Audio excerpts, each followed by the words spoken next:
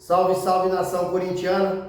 Bora para mais um giro de notícia no canal do Mineirinho? Pessoal, todos os dias vídeos novos sobre o mercado da bola, política do futebol, finanças e pós-jogo. Mas antes quero pedir você que acompanha nosso trabalho, que deixe um comentário no vídeo, deixe um like, deixe sua inscrição e ative a notificação. Isso é muito bom para que o YouTube entenda que vocês estão gostando do conteúdo e comece a recomendar para toda a nação. Então, bora juntos assistir o vídeo? Muito baixa. Péssimo negócio. Péssimo negócio. Péssimo. Pelo amor de Um Deus. dos piores negócios da história do Flamengo foi o Hugo. Mas o aí as Flamengo pessoas não tentando, enxergam muito a isso. O Flamengo parecia que estava tentando emperrar o negócio depois de já ter assinado o contrato, com os valores todos no contrato, enfim. E o Corinthians tentando acertar dentro do que estava lá. Você chegou a ficar preocupado, temeu que alguma coisa pudesse dar errado, chegou a falar com alguém do Flamengo? Como é que foi esse período para você? Na verdade, eu não, em nenhum momento falei com ninguém do Flamengo, né? O meu contato era diário ali com o Fabinho. E, assim, ele me deixou muito tranquilo. Ele falou, vai ser resolvido, pode ficar tranquilo. Porque se não for resolvido de uma forma, vai ser resolvido de outra forma. E daí o presidente dá uma entrevista, depois de um jogo, e ele fala, não podem ficar tranquilo que o Hugo é jogador do Corinthians. Então, eu acredito na palavra dele. Mas, assim, quando foi chegando mais perto, foi me dando uma ansiedade. Aí, na última semana, eu cheguei pro Fabinho... Porque a negociação foi feita por 1 milhão de euros. Aí pagou seu empréstimo e aí o Corinthians tinha 4 parcelas de 200 mil euros para pagar para o Flamengo. O que isso, para um time que está sem dinheiro, como o Corinthians, né? Aí ficou essa dilema toda. Aí o Flamengo vai e não aceita a primeira... garantia, a primeira garantia, garantia, aí não aceita a segunda. Aí o Corinthians teve uma oportunidade de comprar o Hugo direto e que isso foi importante para todo mundo. Mas estava batendo uma ansiedade, então. Tava, porque faltava poucos dias, era, se não me engano, até o dia 30 de novembro. 30 de novembro e já era o dia 25, 26. Para você, ansiedade. Para nós, Eduardo, para nós aqui, ó, que a gente ficou. Eu falei, cara, eu não posso ir embora e eu quero ficar aqui. Vocês não podem me deixar embora.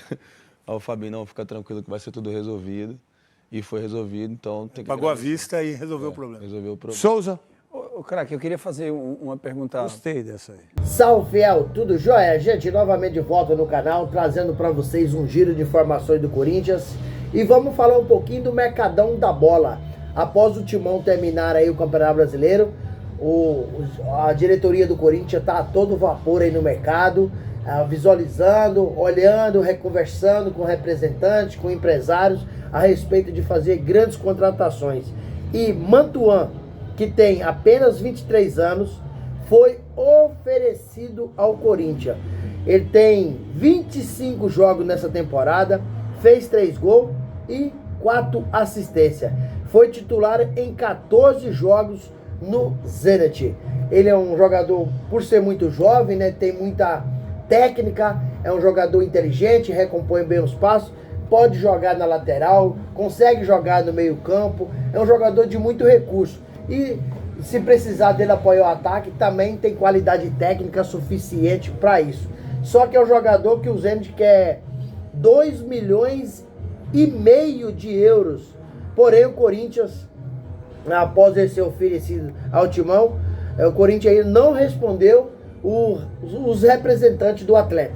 Então o Corinthians está analisando, né? Tá estudando. O Corinthians hoje tem um Cifute para ajudar a analisar.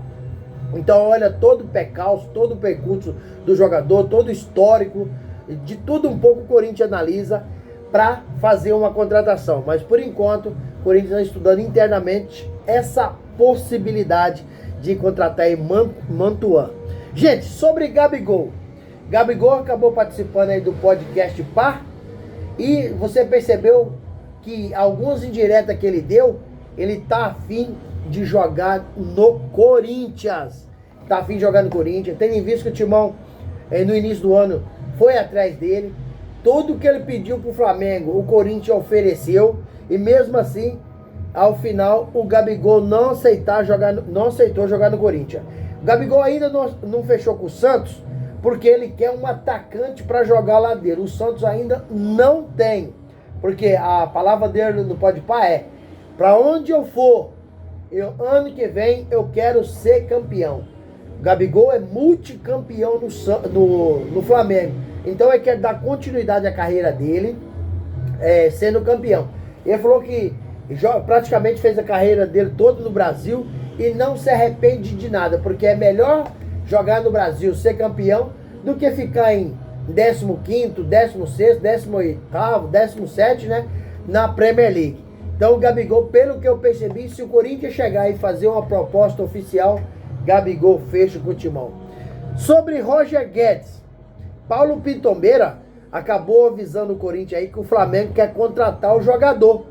O novo presidente do Flamengo quer que essa contratação do Roger Guedes seja a cereja do bolo, seja a contratação para representar o Flamengo sobre publicidade, representar o Flamengo dentro de campo, né, toda estrutura de marketing.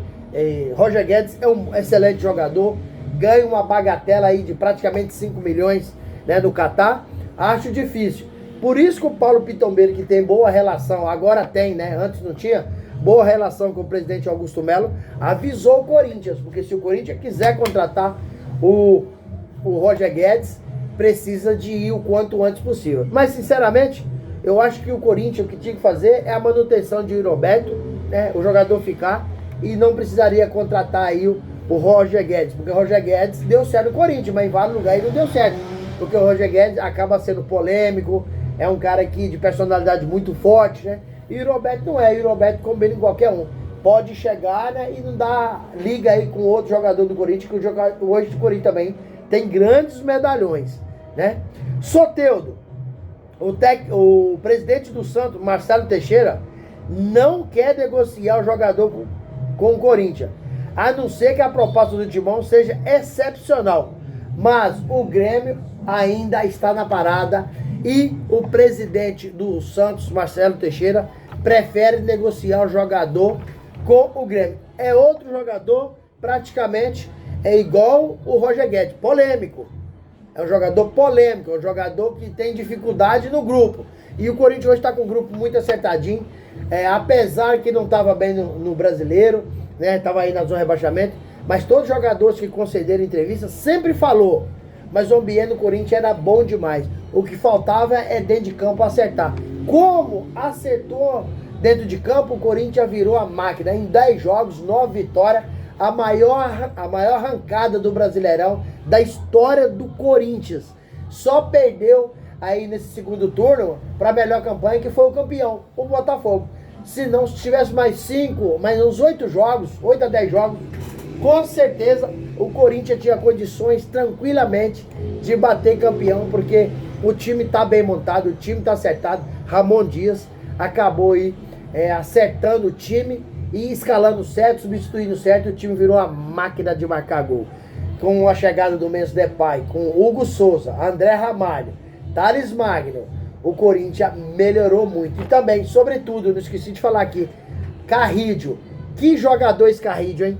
Joga muito, tanto joga na defesa, quando joga na defesa e joga no ataque. Marca muito bem, sai fazendo facão, sabe recompor o espaço, virar a bola, sabe fazer o lançamento. Então, um jogador extraordinário, que o Fabinho Soldado disse na entrevista coletiva, que já está tudo encaminhado para fazer a renovação de contrato. Então, antes do Corinthians pensar em contratar, primeiro, na minha modesta opinião, é manter o elenco. Aí sim, caso tenha oportunidade, busca aí mais uns 3 a 4 jogadores para o Corinthians bater campeão ano que vem, 2025. Sobre a permanência aí de Yuri Alberto, o sucesso do Corinthians em 2025, para mim, vai passar muito pela permanência de Yuri Alberto e Garro. Após o Yuri ser premiado aí, vários prêmios aí de melhor no Brasileirão aí, né? Como artilheiro, um cara que desempenhou muito bem, Rodrigo Garro ter ganhado como o melhor meio do campeonato, aí esses jogadores são importantes para o Corinthians bater campeão ano que vem de um título nacional ou de um título internacional. Então o técnico Ramon Dias conseguiu montar um time belíssimo. E Roberto passou por uma fase muito difícil no Corinthians, né? Saía treinador, entrava treinador, não conseguia a posição para ir correto, sempre escalando jogador de forma errada. E Roberto, vários treinadores falou de centroavante, ele nunca foi centroavante, ele é um meia atacante de beirada, isso dificultou muito o trabalho dele. Houve aquele problema com o Mano Menezes, que acabou chamando o jogador de burro, dizer que se sentiu envergonhado, se sentiu humilhado, né? Então, e Roberto, depois, ele acabou sendo operado, então ele passou por um momento muito difícil. Se eu fosse ele, eu não saía, porque agora que chegou a hora de colher os frutos e ser campeão ano que vem. Porque ele disse que tem um sonho de disputar uma Premier League. Mas como ele é muito jovem, tem tempo de ganhar título no Corinthians e ir para um time maior. Porque tem como o West Ham está interessado nele, o West Ham está interessado nele, Nottingham Forest também está interessado nele. Mas são times, sinceramente, para ficar na Premier League de 15º, 16º. Isso para mim não seria bom para o Roberto, para a carreira dele, porque ele vislumbra chegar aí à seleção brasileira. E para isso tem que ter evidência, ganhando título, jogando num clube grande como o Corinthians, um Barcelona, Real Madrid, um Liverpool, um Chelsea, né? Não pode estar, com todo respeito ao clube, no West Ham, no Nottingham Forest, porque todo ano disputa a Premier League, mas chega em sexto, em 16º, 17º, 18º. Então, não é o clube para ele. Gente, falando um pouquinho do goleiro Hugo Souza, que acabou concedendo uma entrevista para o canal do Denilson Show, e ele falou um pouco da trajetória da carreira. A gente, o nosso papel aqui é analisar, né? É comentar com respeito, né? Mas a gente não sabe o dia a dia do jogador. E me surpreendeu tantas coisas que ele falou que eu fiquei emocionado, cara. Passou dificuldade, perda do pai, né? Foi jogado aos Leões do Flamengo, muito jovem, com 18 anos só, porque acabou cometendo uma falha, né? Pediu a oportunidade para Vitor Pereira. O Vitor Pereira falou palavras fortes para ele. Foi embora pro Chaves. Lá acabou sendo rebaixado. Contratou um profissional para ajudar ele, para continuar treinando. Ia retornar ao Brasil, ia pro Flamengo, porque não tinha lugar para ele ir. O clube dele é o Flamengo. E aí, quando surgiu a ligação do Fabinho Soldado, diretor executivo do Corinthians, para ele vir jogar no Corinthians, foi o divisor de água. E diz ele que Fabinho perguntou: qual é o Hugo Souza que eu vou contratar? É aquele que quer ir para a noite ou aquele cara que quer me ajudar? Eu falei: pode me contratar, professor, que eu vou vou responder tudo dentro de campo. E hoje, um dos principais jogadores do Corinthians, a espinha dorsal do Corinthians hoje, um dos jogadores se passa por Hugo Souza, porque é um cara extraordinário, uma técnica refinada, um cara inteligente, muito corintiano, vibra demais. E tá feliz demais que o Corinthians acabou aí fazendo a contratação em definitivo junto ao Flamengo por 800 mil euros, que corresponde aí a 4 milhões de reais. Então o cara tá feliz, a espinha dorsal do Corinthians tá montada, então a diretoria tem que preocupar em manter o elenco e fazer mais 3 ou 4 contratações pontuais, porque se continuar com essa pegada que o time tá, ano que vem chegou a vez de nós conquistar título. E aí, fiel, o que vocês acham? Corinthians, ano que vem, mantendo esse time, fazendo umas contratações pontuais, consegue bater campeão aí de um título nacional ou internacional? Qual que é a opinião de vocês? Deixa aqui no canal um comentário, deixa um like no vídeo. Para você pode ser só um like, mas para mim é algo importantíssimo. Deixe sua inscrição no canal, ativa a notificação. Isso é muito bom para o YouTube entender que vocês estão gostando do conteúdo e começa a recomendar para toda a nação. Sem mais delongas, até o próximo vídeo. Tchau, tchau.